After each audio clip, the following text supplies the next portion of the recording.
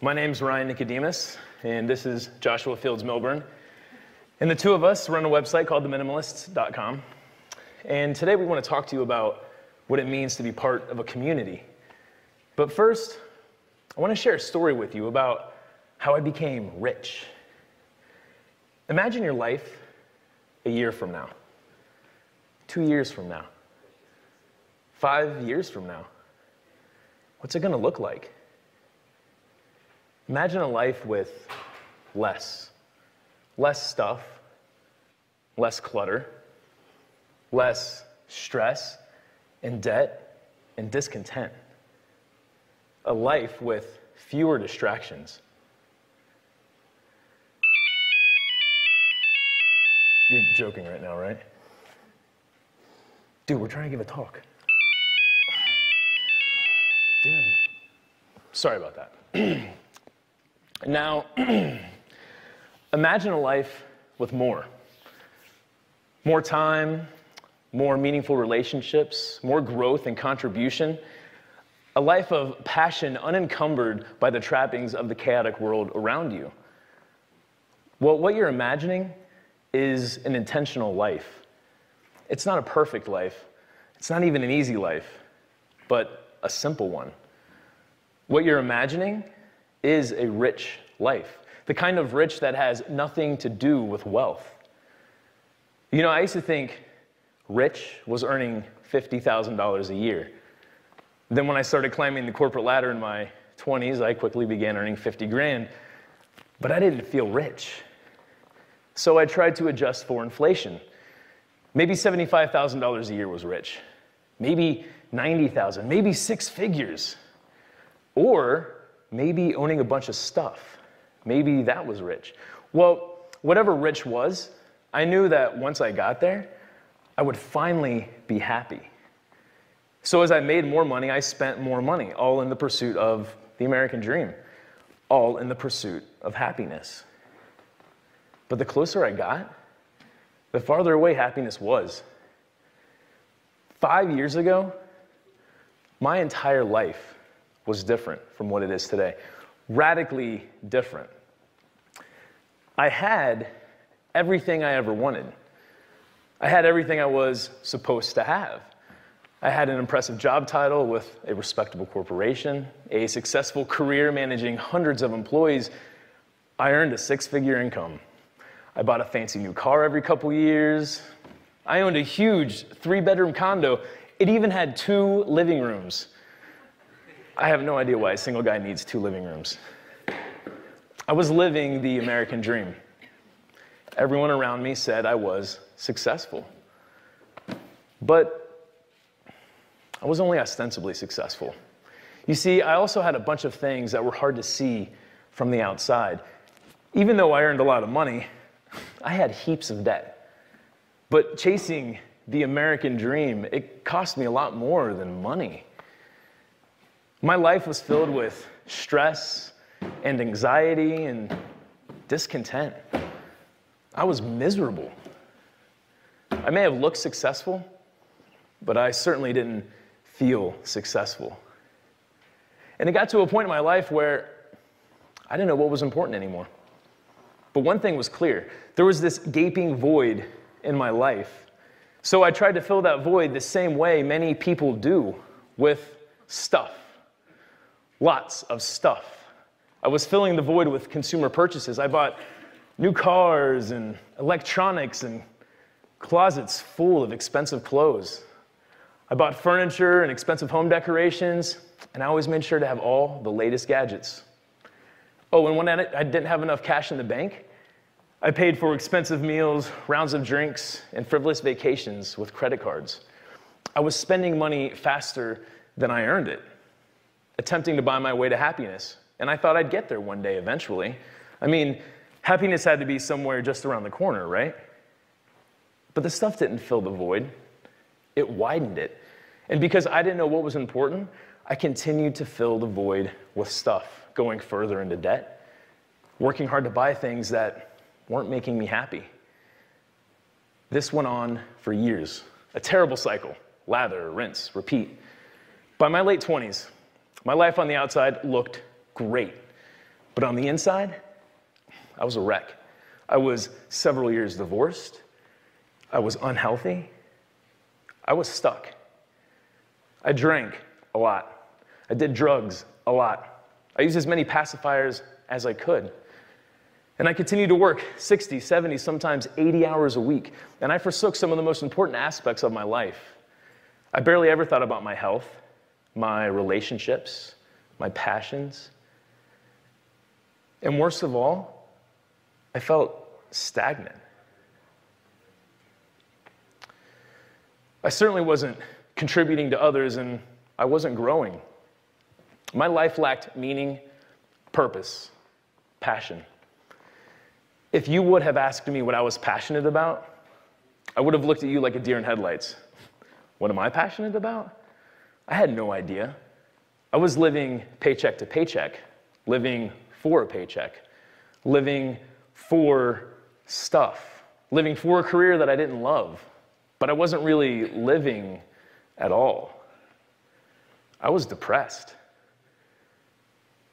Then, as I was approaching my 30s, I noticed something different about my best friend of 20-something years. Josh seemed happy for the first time in a really long time, like truly happy, ecstatic. But I didn't understand why. We had worked side by side at the same corporation throughout our 20s, both climbing the ranks, and he had been just as miserable as me. Something had to have changed. To boot, he had just gone through two of the most difficult events of his life. His mother had just passed away, and his marriage ended, both in the same month. He wasn't supposed to be happy. He certainly wasn't supposed to be happier than me. So I did what any good best friend would do. I took Josh out to lunch. I sat him down, and I asked him a question. Why the hell are you so happy? He spent the next 20 minutes telling me about something called minimalism. He talked about how he spent the last few months simplifying his life, getting the clutter out of the way to make room for what was truly important. And then he introduced me to an entire community of people who had done the same thing. He introduced me to a guy named Colin Wright, a 24-year-old entrepreneur who travels to a new country every 4 months, carrying with him everything that he owns. Then there was Joshua Becker, a 36-year-old husband and father of two with a full-time job and a car and a house in suburban Vermont. And then he showed me Courtney Carver, a 40-year-old wife and mother to a teenage daughter in Salt Lake City. And there was Leo Babauta, a 38-year-old husband and father of 6 in San Francisco. Although all these people were living considerably different lives, people from different backgrounds with children and families and different work situations, they all shared at least two things in common. First, they were living deliberate, meaningful lives.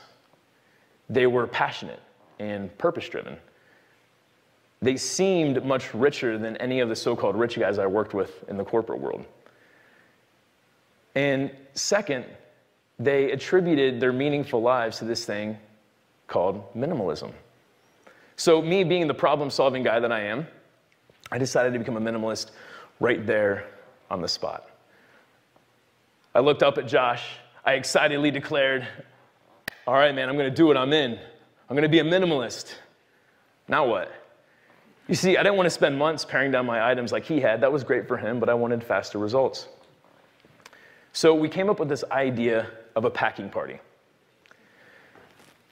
We decided to pack all my belongings as if I were moving. And then I would unpack only the items I needed over the next 3 weeks. Josh literally helped me box up everything. My clothes, my kitchenware, my towels, my TVs, my electronics, my framed photographs and paintings, my toiletries, even my furniture. Everything.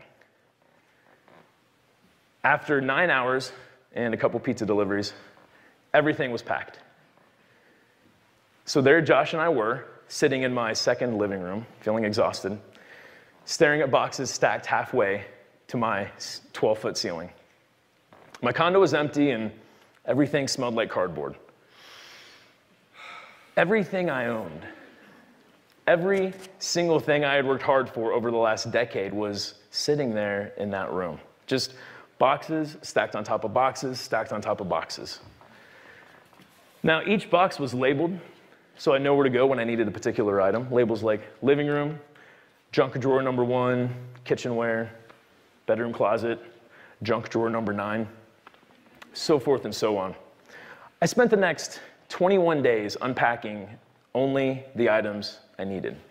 My toothbrush, my bed and bed sheets, the furniture I actually used, some kitchenware, a tool set, just the things that added value to my life. After 3 weeks, 80% of my stuff was still sitting in those boxes. Just sitting there, unaccessed. All those things that were supposed to make me happy, they weren't doing their job. So I decided to donate and sell all of it. And you know what? I started to feel rich for the first time. I started to feel rich once I got everything out of the way and made room for everything that remains.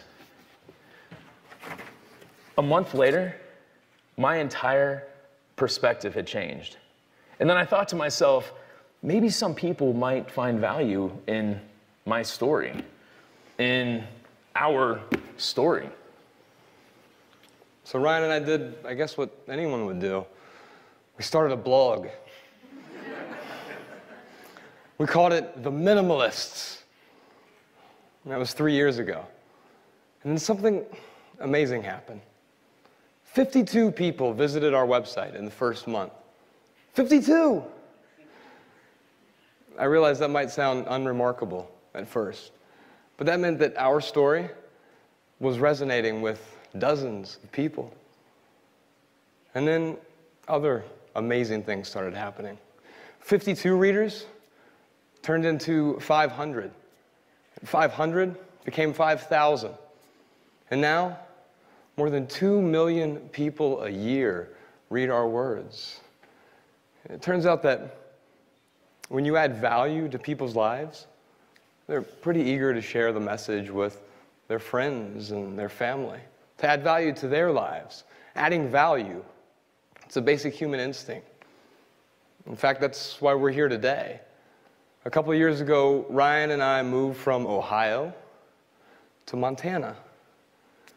And what we discovered here was an entire community of people. People who weren't traditionally wealthy, but who were rich in a different way. We discovered so many people who were willing to contribute beyond themselves. And that's what makes a real community: contribution. And so, we'd like to encourage everyone to take a look at your day-to-day lives. Take a look at whatever eats up the majority of your time. Is it checking email or Facebook or watching TV? Is it shopping online or at retail stores? Is it working hard for a paycheck to buy stuff you don't need, things that won't make you happy? Now, it's not that we think that there's anything inherently wrong with material possessions or working a 9-to-5. There's not. We all need some stuff. We all have to pay the bills, right? It's just that when we put those things first, we tend to lose sight of our real priorities. We lose sight of life's purpose. And so maybe getting some of the excess stuff out of the way, clearing the clutter from our lives, can help us all focus on, well, everything that remains. Things like health, relationships, growth, contribution, community. Thank you.